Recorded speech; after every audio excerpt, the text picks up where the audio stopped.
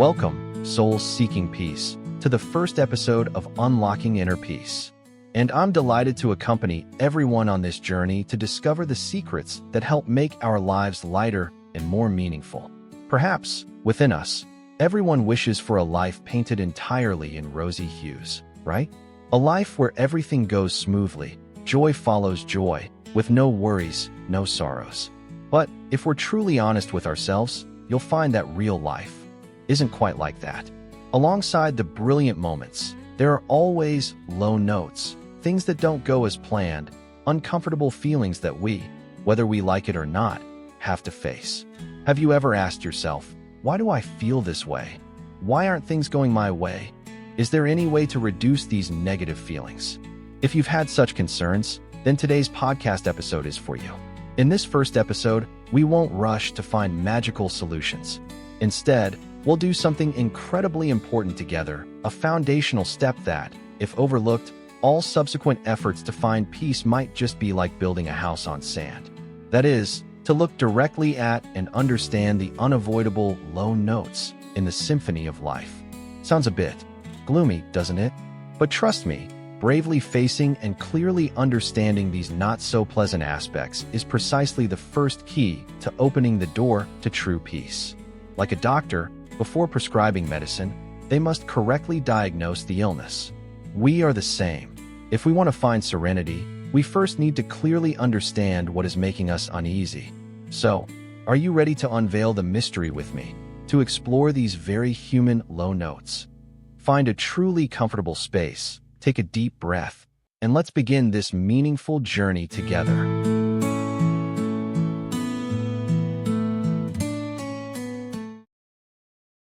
Part 1. The obvious low notes, when life clearly doesn't go our way. First, let's go over the low notes that perhaps everyone among us has felt at least once or witnessed in life. They are very clear, very specific, and often bring unpleasant feelings. I'll temporarily call these the obvious low notes, the not-so-easy beginning, associated with birth. It might sound strange, because birth is a joy, a momentous event. But if we look a little closer, right from the beginning of this journey, there were low notes. For the mother, 9 months and 10 days of carrying a heavy burden, that's an entire challenging journey. There are mornings waking up with persistent nausea, feeling exhausted from bodily changes. A friend of mine recounted that during her first trimester, she could barely eat anything, lost several kilograms, and was always in a low battery state. Then her body changed, becoming heavier, with back pain and insomnia. When it came to giving birth, those were pains that perhaps only mothers can fully comprehend, sometimes lasting for tens of hours, completely draining both physical and mental strength. Although the happiness of welcoming a beloved child is immense, it cannot be denied that the journey of motherhood, right from the start, involves great sacrifice and endurance. For the baby, from a warm, safe environment in the mother's womb, suddenly stepping out into a completely unfamiliar world. The light is brighter, sounds are louder, the temperature is different. The first cry, from a certain perspective, could also be a reaction to these new and somewhat uncomfortable sensations. A neighbor's baby, just a few weeks old, cried inconsolably every night. The baby's mother said, perhaps the child wasn't used to it yet, was still scared, still had to get used to breastfeeding, to digestion. All are challenges of early life. The burden of time and the changes of old age associated with aging. Time passes, and none of us can hold on to youth forever. Old age comes, bringing changes not only in appearance, but also in health and spirit. Declining health. This is perhaps the most noticeable. An elderly man in my neighborhood, once famous as the strongest in the area, could do heavy work alone. Yet now, just past 70, he has to stop and gasp for breath after climbing a few stairs. His knee joints ache whenever the weather changes, his eyes have dimmed, and he has to use a magnifying glass to read the newspaper. He often sighs. Only now do I truly understand the saying, health is more precious than gold. I want to do this and that for my children and grandchildren, but I lack the strength. Memory no longer sharp. An elderly woman at the end of our alley, once very agile and lively. Now, she often forgets things. Sometimes she puts something away and then searches the whole house for it. She tells us stories from the past, but the story repeats itself, or sometimes she forgets what she was about to say mid-sentence. This sometimes makes her feel sad and helpless. Changes in appearance and the feeling of being forgotten. A former teacher of mine, a very charming and life-loving woman.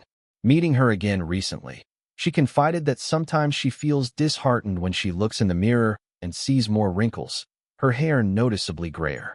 She feels less confident than before, and sometimes feels she is no longer as useful as when she was teaching, loved by her students. For many, accepting age-related changes in appearance is also a significant low note. Loneliness as children and grandchildren grow up. When children grow up, have their own families, their own jobs, the time spent with parents diminishes. Many elderly people feel lonely in their own homes. They miss the laughter of their children and grandchildren, miss family meals. Friends of the same age also gradually become fewer. The loneliness of old age is also an unavoidable experience. Physical and mental pain during sickness and illness. Health is everything. The more one reflects on this, the truer it seems. Because when illness strikes, it not only brings physical pain, but also a myriad of other consequences. Common everyday ailments. Just a common cold or a viral fever is enough to make us tired and weak. A splitting headache, a high fever, a sore throat, no appetite for anything. Work is disrupted, leisure plans have to be canceled. Those few days spent bedridden, you realize how precious healthy days are. Serious illnesses. More frightening are critical illnesses like cancer, heart disease, stroke. A neighbor of mine, a healthy man, the pillar of his family, suddenly discovered he had a terminal illness in its final stage. His whole family was devastated. He not only had to endure the pain of the illness, the side effects of treatment, but also the constant worry about expenses, about the future of his wife and children if one day he was no longer there. The look in his eyes during those days contained pain, fear, and helplessness. Chronic diseases that linger. Some people have to live with illness for their entire lives, like diabetes, arthritis, asthma. A former colleague of mine has had a chronic illness since she was very young. Every day she has to take medicine, has to be careful with her diet. Although she always tries to appear optimistic, I know there are times when she also feels tired, wishing for a day to live comfortably, without worrying about her health, without having to watch every meal. Her quality of life is somewhat affected. Permanent separation and the fear of the end, associated with death. This is perhaps the biggest, most frightening low note that everyone must face, sooner or later. Losing a loved one. The feeling when a loved one suddenly or gradually leaves us forever, it's incredibly painful and hollow. The day a relative in my family passed away, I felt like my whole world had collapsed. Their image, gentle voice, favorite dishes, words of advice, all became mere memories. That pain, even as time passes, still occasionally stings my heart. Fear of one's own death. Though rarely spoken aloud, perhaps everyone among us has fleetingly thought about our own end. Worrying about unfinished business, unfulfilled dreams, worrying about how loved ones will fare when we are gone. A close friend of mine, after a serious accident from which he luckily escaped death, became much more pensive. He said, in that moment facing the line between life and death, he realized how much he loved this life, and how many things he still wanted to do. Witnessing the passing of others. Every time we hear news of a friend, a colleague, or even a celebrity we admire passing away, we are once again reminded of the fragility, the uncertainty of human existence. It makes us rethink the true values in life. Ever-present negative emotional states. Besides those major events, our daily lives are not lacking in emotional low notes. Sadness, sorrow, when failing an important exam, when rejected for a job opportunity, when a passion project fails, when breaking up from a relationship. Feelings of sadness, dejection, disappointment are unavoidable. A cousin of mine studied diligently for a whole year for her dream university entrance exam, but the results were not as expected. She cried a lot, feeling all her efforts were wasted. For several weeks, she just holed up in her room, not wanting to see anyone. Heartache, anguish, in a negative, suffering-inducing way when witnessing a loved one suffer from pain, illness, and feeling helpless to do anything more. When my mother was hospitalized for a long time due to a serious illness, every time I saw her wince in pain, I felt my heart clench. I wished I could bear that pain for her. Or when watching news about natural disasters, wars, seeing people lose their homes, their loved ones, my heart also swells with a sense of sorrow and compassion. Pain, both physical and mental, a fall from a bike, causing scraped limbs, aching all over. An unintentional word from someone deeply hurting you. Being misunderstood by friends, betrayed by someone you trusted. Mental pain is sometimes more persistent and harder to heal than physical pain. A friend of mine was once devastated when she discovered her boyfriend had cheated on her. She said it felt like her whole world had collapsed. Her trust was shattered, and her heart ached so much she couldn't breathe. Worry, anxiety, worrying about career prospects, financial burdens, children's education, elderly parents in the countryside. Hundreds of worries can besiege us every day. A young woman about to graduate from university was always in a state of tension. She worried about whether she could find a job in her field, worried about competitive pressure, worried she wouldn't be capable enough to meet employers' requirements. Long, sleepless nights due to worry had become familiar to her.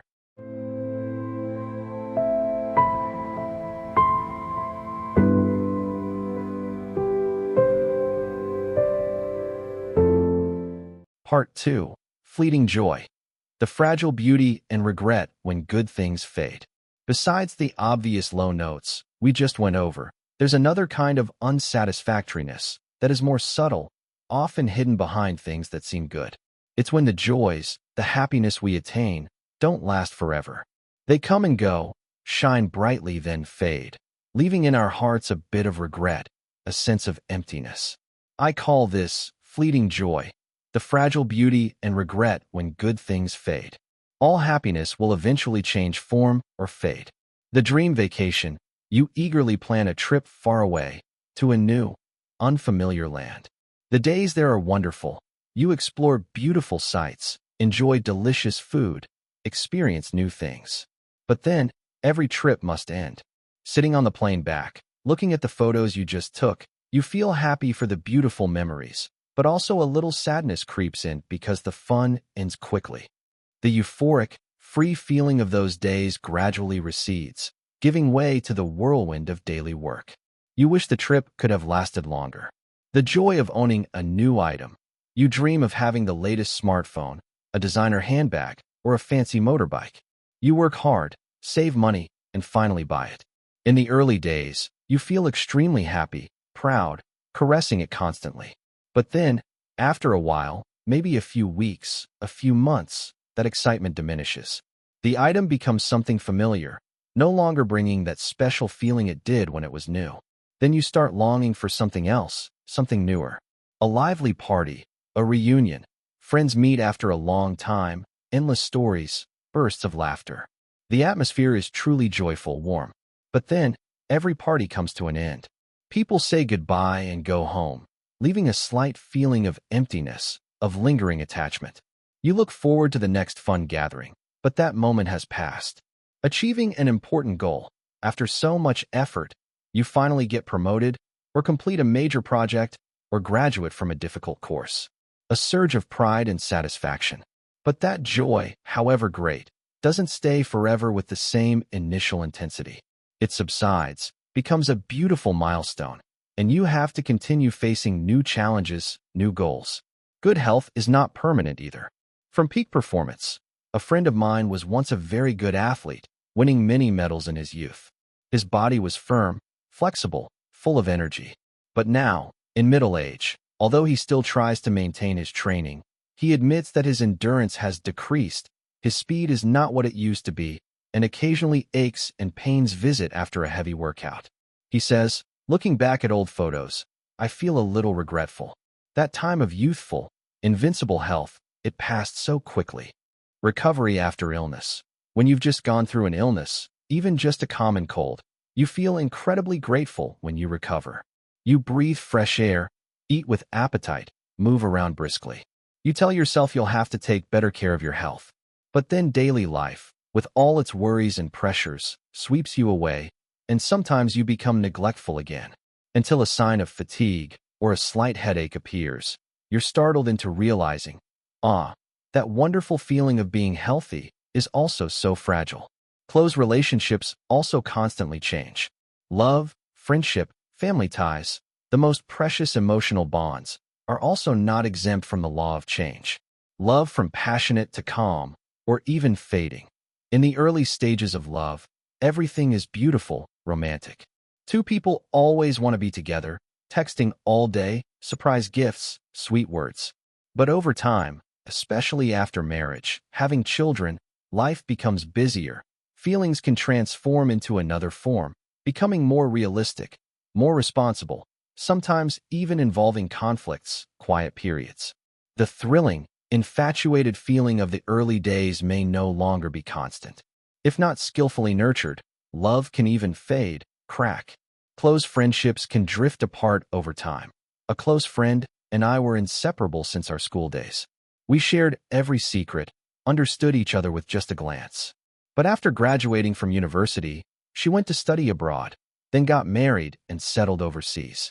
Although we still try to keep in touch via social media, the geographical distance, time zone differences, and each person's own worries mean we can no longer talk for hours like before. Every time I look at old photos, I still feel warm, but also a little wistful because the passionate friendship of those days has now undergone changes. Children grow up and leave the parents' embrace. A neighboring couple has two sons who are both grown up, married, and live in another city. Every holiday, when the children and grandchildren visit, the house is bustling and filled with laughter. But when the children leave, the house returns to silence, and the longing for them wells up in the elderly couple's hearts. The wife often confides, when raising children, you hope they grow up, succeed, fly high and far. But when they truly fly away, parents' hearts feel empty, miss them dearly. We know it's the rule, but still wish the children and grandchildren were nearby. Success, fame, status are also only temporary. The things that the world often pursues, like money, fame, status, they are not immutable. Ups and downs in career. An acquaintance was once a talented business director, respected by everyone, bringing in many large contracts for the company. But after the company faced difficulties and restructured, his department was dissolved. He had to accept a lower, less powerful position. Although he still tried to do his job well, he couldn't help but feel disheartened by this change. The halo of yesteryear seemed to have faded. The fleeting fame of public figures, the entertainment world, is a prime example. There are countless singers and actors who once created a storm, adored by millions of fans. But then, over time, as new talents emerge, as audience tastes change, they are gradually forgotten. The adulation, the stage lights, the lucrative advertising contracts, all can disappear. If one is not mentally prepared for that, the disappointment and feeling of being abandoned will be very heavy. You see, the unsatisfactoriness here doesn't lie in the joys, the good things themselves being bad. It lies in the fact that they don't last forever. They always change, always risk being lost. We, with our human instincts, tend to want to hold on, to cling to happy moments, to pleasant states. And when they are no longer as before, we feel sad, regretful, empty. If only this joy lasted forever. If only I could stay young and healthy like this forever. If only love were always as passionate as in the beginning. These desires are very human, but they are also the source of these subtle, low notes. Understanding that even the best things carry within them the seeds of change, of impermanence, helps us learn to cherish more what we have in the present moment, instead of suffering when they disappear or are no longer as we wish. It also helps us adjust our expectations of happiness, realizing that it is not a static, unchanging state, but a flow, a journey where we learn to find joy even in change.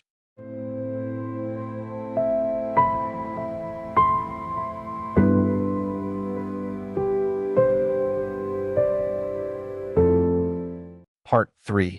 The undercurrent. Hidden insecurity even when everything seems fine on the surface.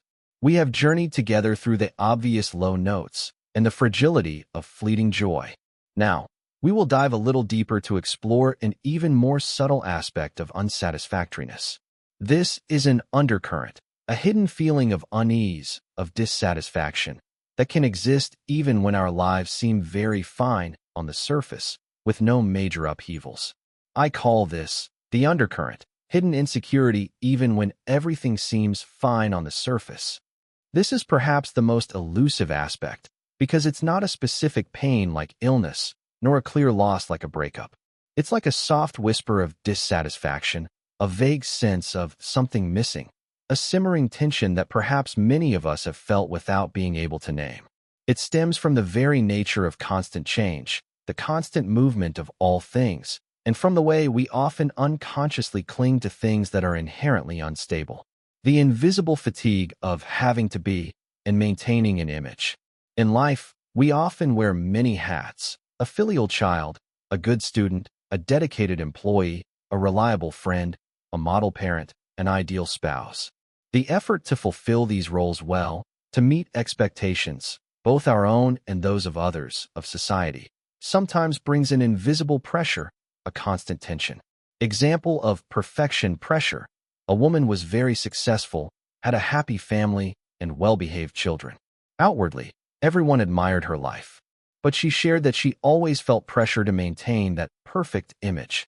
She was afraid of making mistakes, afraid of disappointing others, afraid of no longer being admired. Even when everything was going very well, she still had a vague fear that she wouldn't be able to maintain this perfection forever. The straining to meet expectations, even if no one forced her, is also a form of hidden insecurity. Example of maintaining an image on social media. A young person built a very cool and successful image on social media. Luxurious travels, meals at expensive restaurants, designer items, profound philosophical statuses. But few knew that to get those virtual photos, that person had to calculate very carefully, sometimes borrow money, or work extremely hard to afford it. That person admitted to sometimes feeling exhausted from having to act to match the image they had created. The fear of being exposed, the fear of no longer getting likes or hearts, created an underlying tension. Insidious insecurity from life's inherent uncertainty. Even if you have a stable job, a peaceful family, good health, deep down, have you ever felt a little insecure, a little afraid that these good things could change at any moment? Example of worrying about the future despite present stability. A man has a good position in a large company with a decent income. But every time he reads news about difficult economic situations, companies laying off staff massively, he can't help but feel a bit anxious. Will my company survive? Will my job be affected? Although everything is still very stable at present, the thought, nothing is certain, occasionally creeps into his mind, causing a slight tension.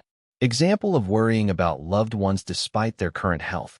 My parents are now over 60.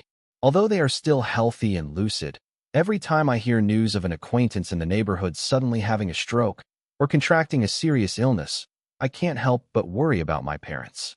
I'm afraid that one day, misfortune might also befall them. The feeling of helplessness before the law of birth, aging, sickness, and death, though I don't want to think about it, still exists somewhere, like an undercurrent. The incompleteness when clinging to a fragile self and its constituent elements. This is perhaps the deepest root of this undercurrent. According to wise masters, we humans are not fixed, unchanging entities. Instead, we are a combination of many ever-changing elements, like a constantly flowing river. Try to imagine these aspects of yourself. This body, our physical form, it changes every second, every minute. Your hair grows longer, your fingernails grow, old cells in your body die, and new cells are born. Today you feel full of energy, tomorrow you might feel a bit tired, lethargic. You look in the mirror and see yourself looking fresh today, but there are also days when you see yourself looking pale, lacking vitality. Clinging and the hidden low note. A woman was very proud of her slender figure and smooth skin from her youth. She spent a lot of time and money exercising, caring for herself, trying to hold on to her youthfulness. But when she entered middle age, no matter how hard she tried, signs of time like wrinkles, crow's feet, or a little belly fat still appeared. Every time she discovered a new flaw, she felt sad, anxious, even scared. She identified her value with that youthful beauty. When her appearance changed, she felt like an important part of her was being lost. This insecurity was always simmering, even when she still received compliments from others. Or a young man very proud of his bulging muscles. When injured and having to stop training for a while, his muscles somewhat diminished, he felt insecure, uncomfortable, and was always eager to return to the gym to find himself again. Feelings that come and go, emotions of joy, sadness, liking, disliking, or a state of indifference. In one day, you experience so many emotional states. Happy when hearing good news, sad when encountering misfortune, pleased when eating delicious food, annoyed when disturbed by someone, or times when you feel nothing special, just a neutral state. All these feelings, they come and go, none stay with you forever. Clinging and the hidden low note. A person really liked the feeling of being recognized, of being praised. Every time he completed a task well and was praised by his boss in front of everyone, he felt extremely happy, euphoric. He always strived his best to achieve those praises. But precisely because he was so addicted to this pleasant feeling, when he wasn't recognized, or worse, was criticized, he felt extremely disappointed, dejected, even angry. He was stuck in pursuing pleasant feelings and avoiding unpleasant ones. This created constant tension, because no one can guarantee they will always be praised and never criticized. Or there are people addicted to shopping.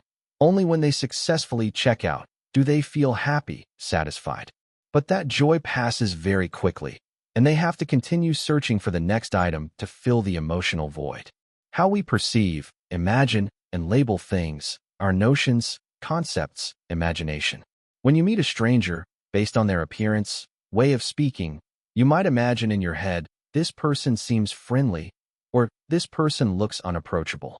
When you hear a piece of news, you might draw a whole story around it in your head. These labels, concepts, inferences are also not fixed. They change depending on new information you receive, your mood at the time, or your past experiences. Clinging and the hidden low note. Another woman, after a few failed relationships, had labeled herself as someone unlucky in love, ill-fated in romance. Every time a new person tried to get to know her, she would bring out that label to view them through. If the other person did even a small thing not to her liking, she would immediately think, I knew it. It's going to fail again.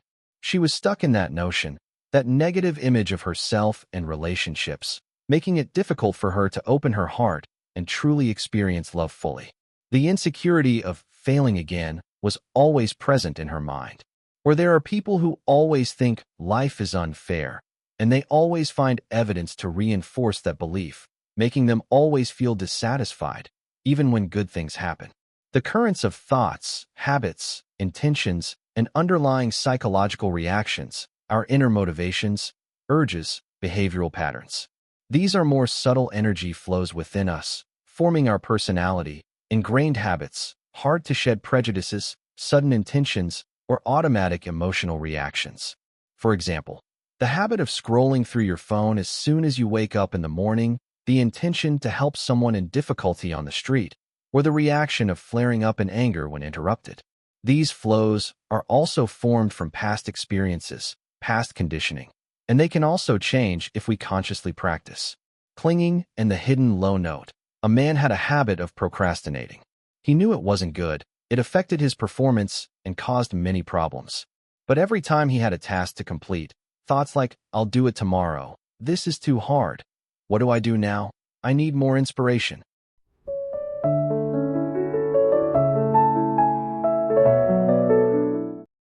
Part 4. Why is welcoming and understanding these low notes so crucially important? The first stepping stone to true peace. So far, we've dissected quite a bit about the low notes in life, from the very obvious, easily seen, to the more subtle undercurrents. Some of you might feel, oh, why does this sound so negative and heavy? This is unlocking inner peace. Why talk so much about unhappy things? I completely understand how you feel, but please believe me, the purpose of us looking directly at these low notes together is not to make us pessimistic, cynical, or discouraged. Quite the opposite.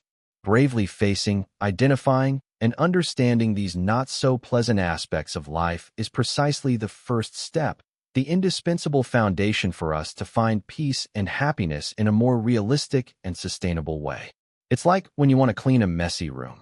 First, you have to turn on the lights, see every nook and cranny clearly, see where the trash is, where things are misplaced, and only then can you start cleaning, right? So, specifically, what benefits does welcoming and understanding these low notes bring us? Ending the chase for illusions, learning to accept reality, the solid foundation of calmness. When we are not taught, or do not realize on our own, that life inherently has ups and downs, that there are things beyond our control, we very easily nurture unrealistic expectations. We might unconsciously expect everything to always go our way, that love must always be rosy and romantic like in the movies, that careers must always advance rapidly, and health must always be abundant, never falling ill. This is a dangerous trap of toxic positivity if it causes us to deny or avoid reality. Real-life example. A young woman was sheltered by her family since childhood, accustomed to having all her requests met. When she graduated and started working, facing difficulties for the first time, like a demanding boss, uncooperative colleagues, or a failed project, she felt extremely shocked and devastated. She constantly asked herself, "Why am I so unlucky? Why is life so unfair to me?" Because before, she had never been mentally prepared that failure, difficulties, and unsatisfactory things are an inevitable part of the journey of growth. Or another example, a newly married couple imagined married life would always be filled with laughter and romance like their early dating days. But when faced with very mundane clashes like who will do the dishes, how to manage joint finances reasonably, or each other's different living habits, they felt disappointed, annoyed, and frequently argued. If they understood that marriage also has low notes, challenges that require both to be patient, understanding, and make efforts to overcome, perhaps they would be calmer to face and resolve problems constructively. Understanding these low notes helps us land safely on the ground of reality. From there, we can begin to build peace from what we currently have, instead of tirelessly chasing distant illusions or drowning in disappointment when reality doesn't match our dreams. Reducing useless resistance and a resentful attitude towards life. Opening up to accept the truth. When unwanted things happen, the instinctive reaction for many of us is to resist it, try to deny it, or find someone or something to blame. We often ask ourselves, "Why me? If only this hadn't happened. If it weren't for person A, for circumstance B, I wouldn't be in this mess." This resistance, though very human, doesn't change the situation that has already occurred. On the contrary, it only makes us more tired, consumes energy uselessly, and prolongs the feeling of discomfort and suffering. Real-life example. A man lost his job due to company difficulties and restructuring. Initially, he felt extremely angry, shocked, and constantly blamed the company for treating him unfairly, blamed his boss for not keeping his promise. He spent many days just complaining and whining to friends, immersed in the feeling of being a victim. But after some time, when he had calmed down a bit, and accepted that this was an event that had happened and could not be changed, he began to focus his energy on finding new opportunities. He updated his resume, reconnected with old contacts, and researched courses to improve his skills. That acceptance didn't mean he agreed with what the company did, but it helped free him from negative emotions so he could move forward more proactively. Or the case of a woman.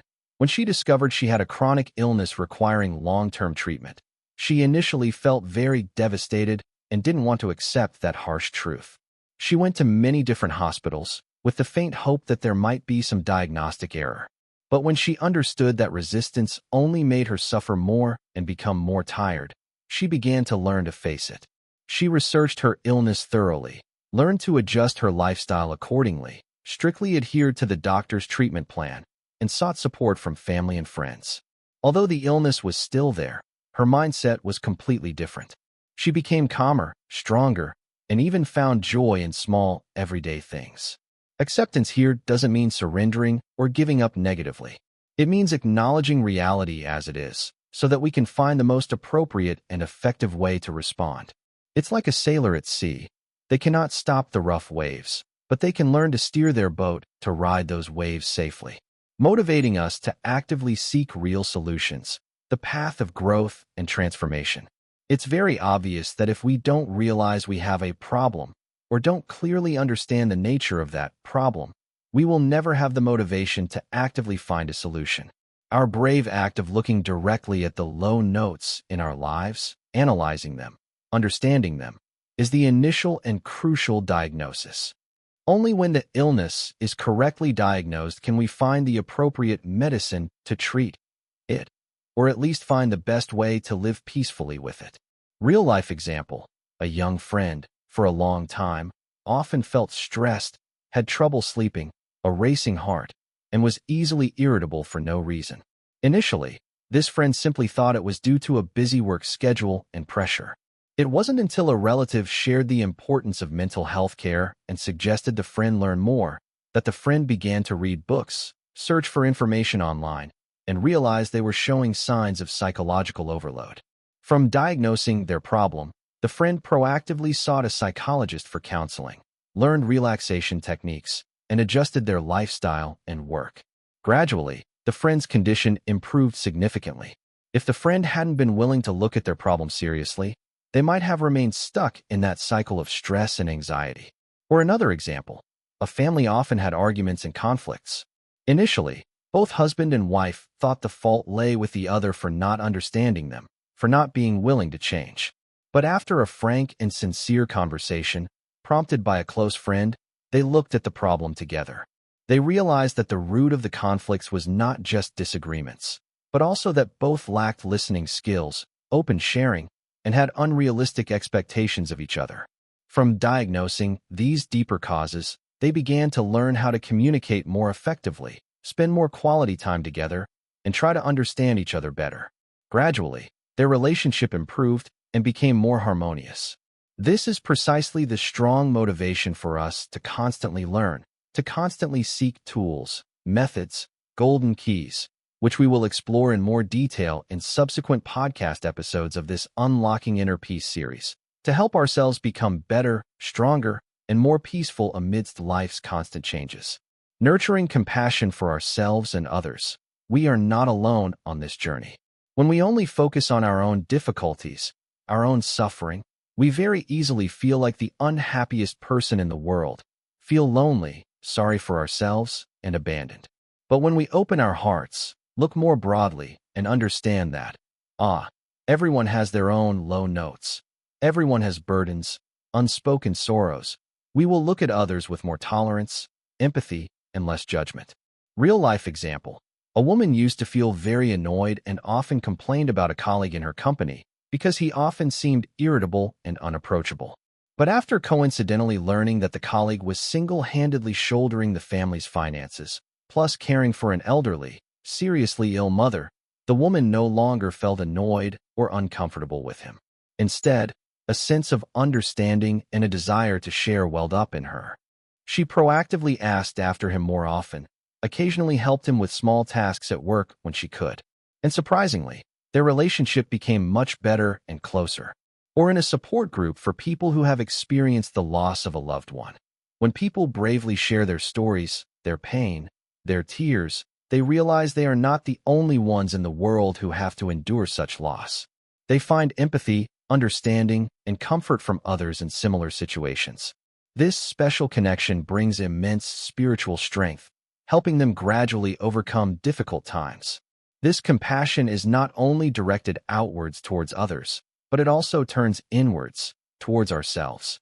When we stumble, when we make mistakes, when we feel weak, we will also treat ourselves more kindly, with less self-torment, less self-blame. Because we understand that it is a very human part of the experience of being human.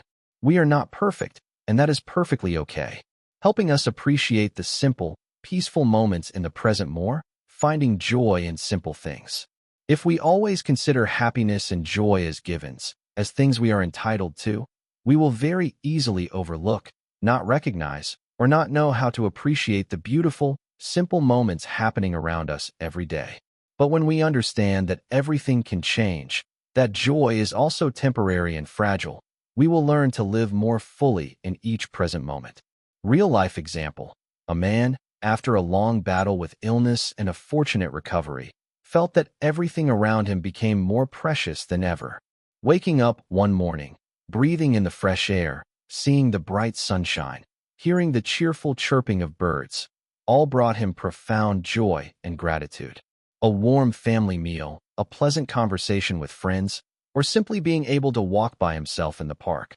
All the things he might have considered normal before now became precious moments he deeply cherished. Or another woman, realizing that her time with her aging, frail parents was limited, she tried to arrange her work to visit them more often.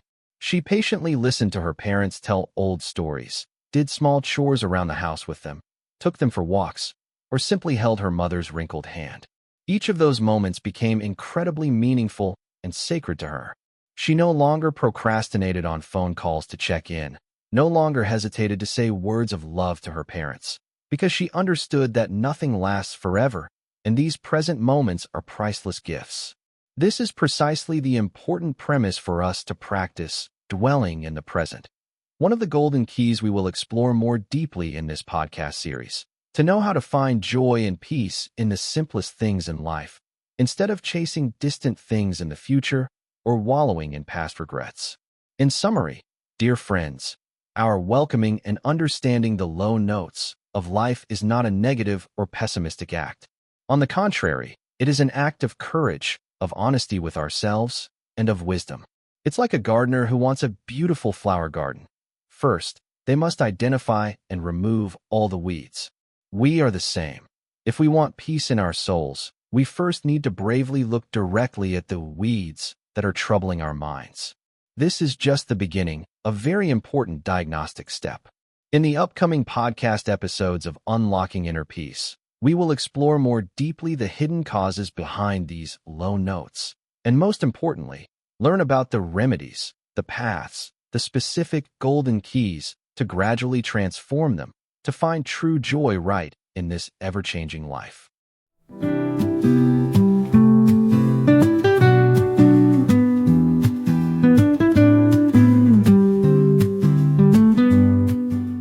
Thank you for spending your precious time listening and contemplating with Unlocking Inner Peace on a very real, very human aspect of life in this first episode.